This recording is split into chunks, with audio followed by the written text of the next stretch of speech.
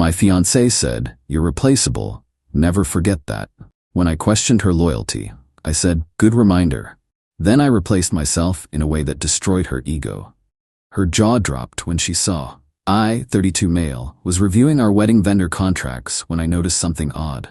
My fiancée Bianca, 29, had changed the catering deposit from our wedding account to her personal card. Weird, but whatever. Maybe she got points or something. Then I saw the venue charge. Same thing. DJ deposit, her card. Photographer, her card.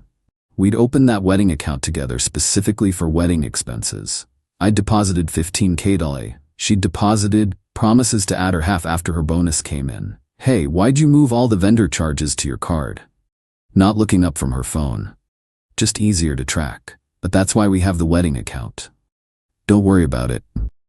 I am worried. That's $8,000 in deposits on your personal card. She finally looked up. That expression I'd learned meant incoming condescension. "God, Spencer, do you have to question everything? I'm handling it." Me? "With what money? Your bonus hasn't come in." "It will." Me? "You've been saying that for 6 months. She stood up, crossed her arms. Power pose. "What are you implying?" "I'm not implying anything. I'm asking why our wedding money is being charged to your personal card." Maybe because I want the points? Maybe because I'm better at managing money? Maybe because I don't trust you not to spend it on computer parts? I built one PC 3 years ago. Whatever. The money's handled. Something felt wrong, really wrong. Me, show me your card statement. Excuse me? If the wedding expenses are on there, show me. We're getting married in 4 months. This is both our business, she laughed. Not a happy laugh, the laugh that meant I'd crossed a line. You want to audit me? Your fiancé? Me? I want transparency about our wedding funds. How dare you question my loyalty after everything I do for you? What do you do for me? Wrong question. Nuclear wrong. I elevated you. You were nobody when we met. Boring job, boring friends, boring life. I made you interesting. By spending my money? She stepped closer. That thing where she tried to use her heels to intimidate me. You know what, Spencer? You're replaceable. Never forget that. I could have any man I want. Better men. Men who don't question every little thing like insecure children. Then why are you marrying me? Because I chose you. And you should be grateful. Grateful for what? Using my wedding savings for God knows what. You're so paranoid. This is why I handle things. You overthink everything. Me. Just show me the statement. No, if you can't trust me, we have bigger problems. We do, if you're hiding something. She grabbed her purse, headed for the door. I'm staying at Natasha's tonight. When you're ready to apologize for questioning my loyalty, call me. At the door. Remember, Spencer, you're replaceable. I'm not. Never forget that. Door slammed. I sat there processing. Replaceable. Like I was a part in her machine. Logged into our wedding account. Balance, $234. From $15,000 to $234. She hadn't moved the money to her card. She'd spent it. On what? Pulled up her Instagram. Had to check her tagged photos since she'd hidden her stories from me recently. Privacy in relationships is healthy, she'd said. Found it. Pictures from 2 weeks ago. Girls' trip to wine country. Luxury spa. 5-star resort. Her cousin had tagged her. The dates matched major withdrawals. 3 weeks before that, bachelorette party in Miami. Early, but YOLO. The charges lined up. A month before, shopping spree. New wardrobe because a bride needs to look perfect at all events. My wedding savings had funded her lifestyle while she gaslit me about trust. I sat there for an hour, then remembered her words. You're replaceable. Me. Good reminder. Started making calls. Update 1. 1 week later. The dissolution was surgical. First, I called every vendor we'd booked. Good news, since the deposits were on her card and contracts in her name, she'd insisted on handling everything. I wasn't liable. Bad news, we'd lose all deposits if we canceled. Didn't cancel, just removed myself from the equation. Venue coordinator, so you want to remove yourself as the groom? Me, correct. Keep everything else as is.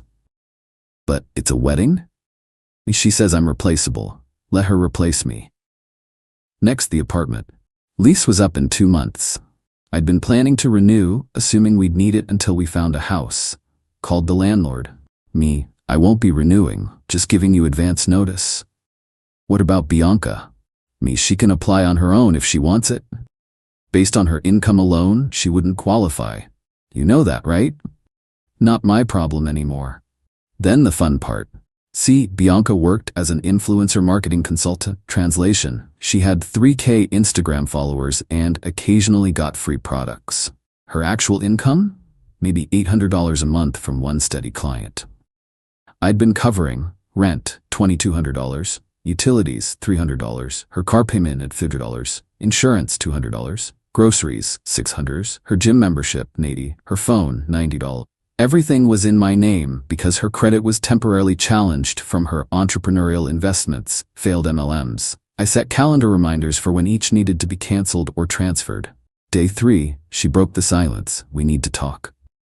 Okay. In person, 8 p.m. Can't. Busy. Busy with what? Replacing myself. What? You said I was replaceable. I'm helping you out.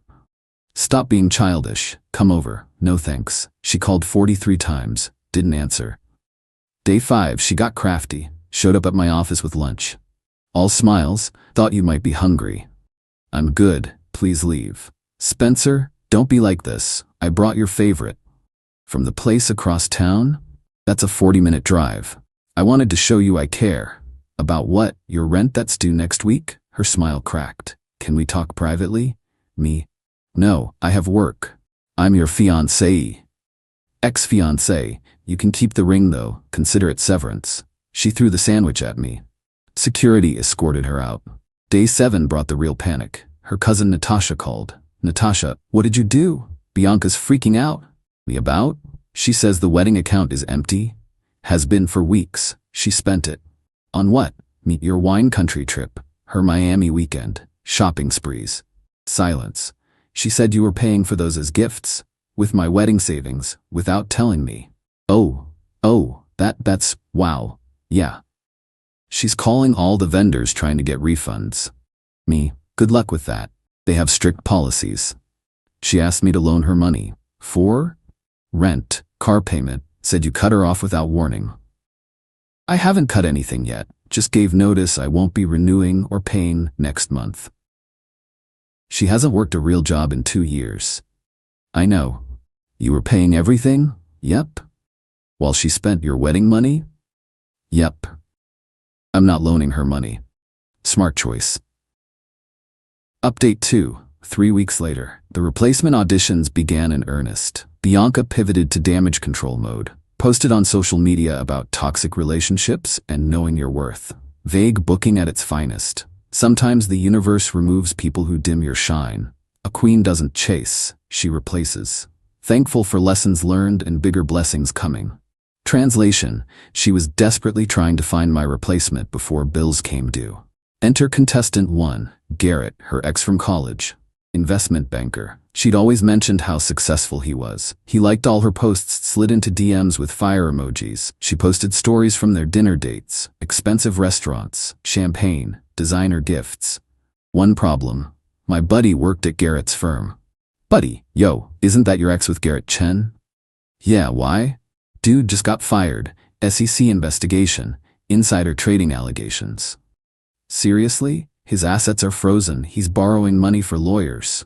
So those fancy dinners? Either maxing credit cards or Bianca was paying. With what money? Good question. Contestant 2, Brad, some crypto guy she met at a networking event. Posted constantly about his passive income and financial freedom.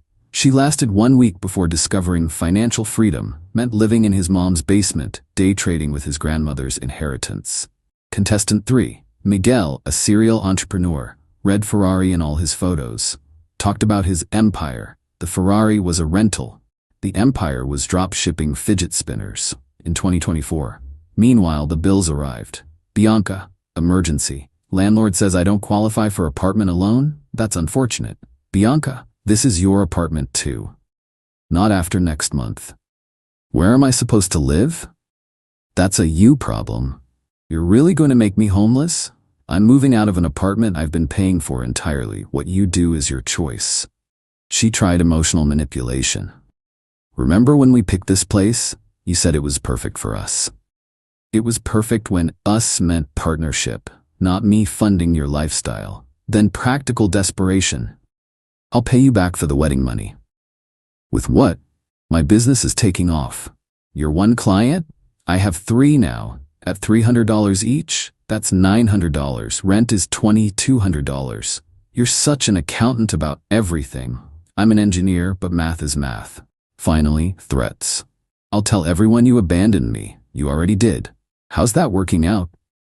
I'll sue you for the wedding deposits. They're in your name, on your cards. Good luck. I'll ruin your reputation. With who? Your 3K bot followers? The extinction burst peaked when she showed up with a U-Haul. I'm taking my furniture. What furniture?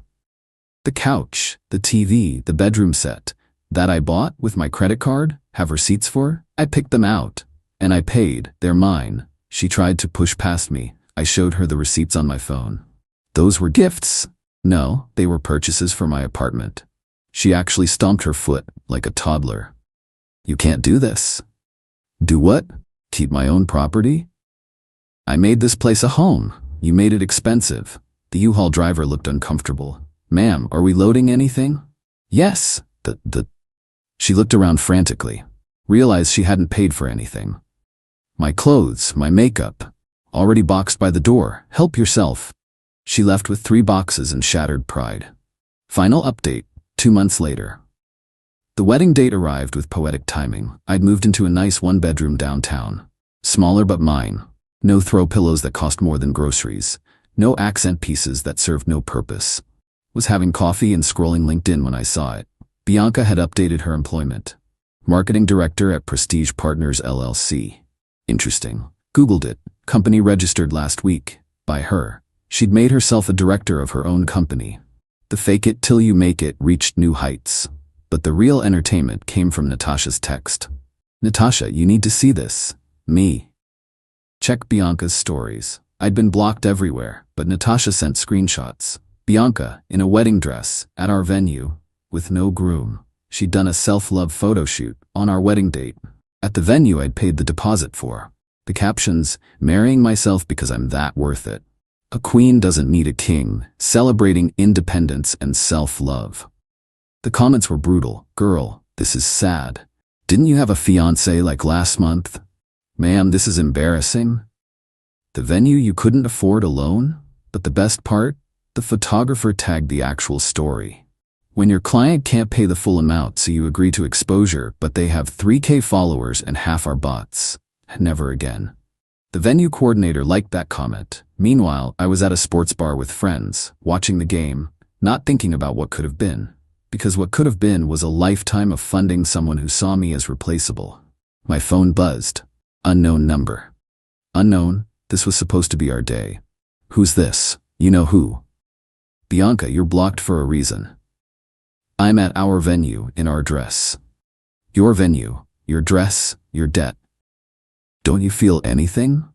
Relief. You'll regret this, when you're old and alone. I'd rather be alone than replaceable. I didn't mean it like that.